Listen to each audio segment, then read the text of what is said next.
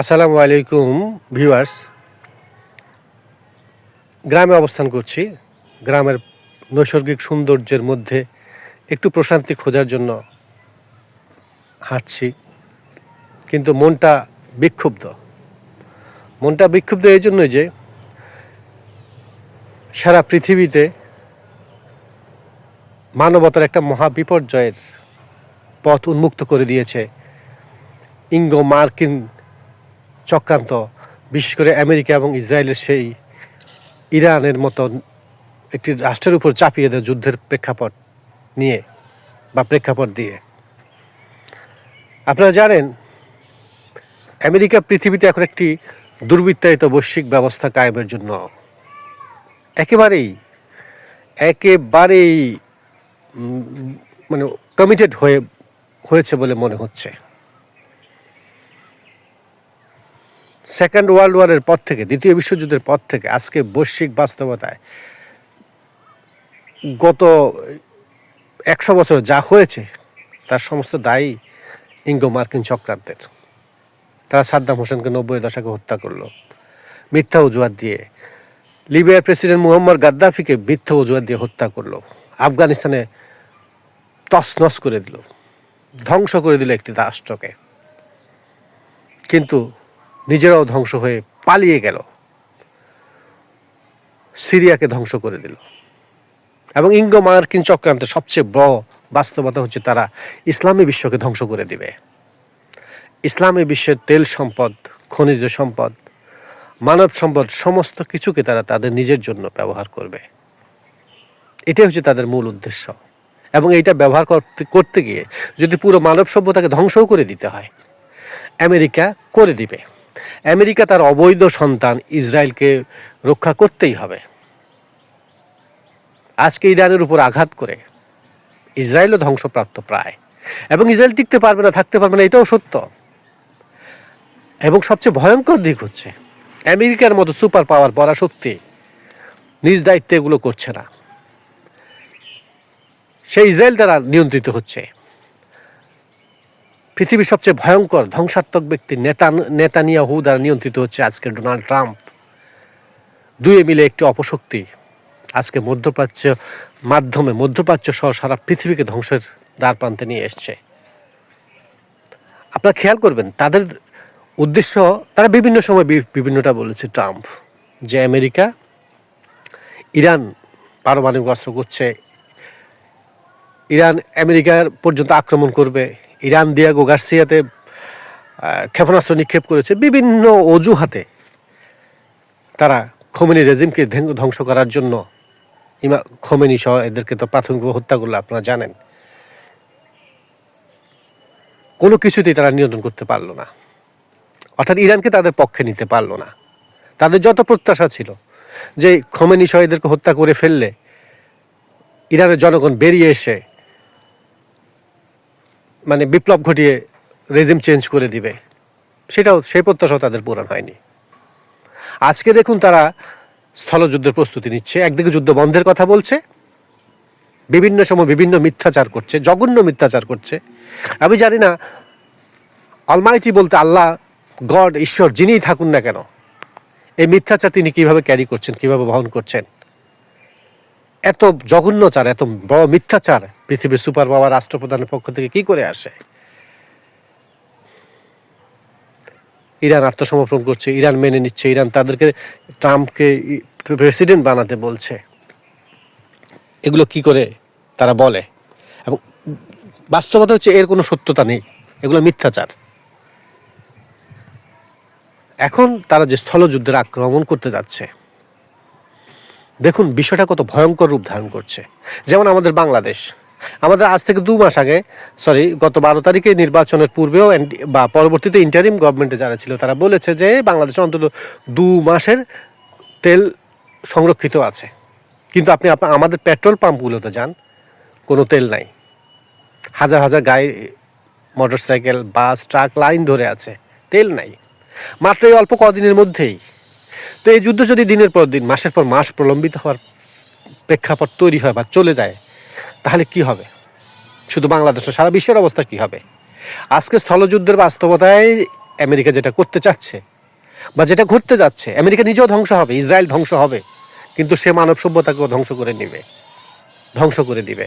কিভাবে? আপনারা দেখুন, আজকে ইসলামী বিশ্বের মধ্যে যে বিভাজন, মধ্যপ্রাচ্যের শেখদের যে কঠিন নির্লজ্জতা, যেই নীরবতা, এটাই পৃথিবীর মানব সভ্যতা ধ্বংসের জন্য যথেষ্ট। ইসলামী বিশ্ব তো বটেই, এবং ইহুদি খ্রিস্টানরা যত না ক্ষতি করছে ইসলামী দুনিয়ার, এর চেয়ে অনেক বেশি ক্ষতি করছে মধ্যপ্রাচ্যের শেখেরা।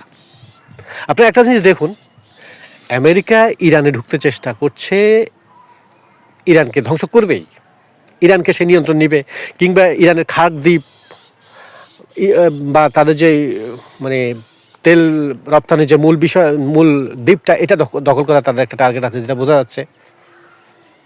তো এটা করতে গেলে কি হতে যাচ্ছে?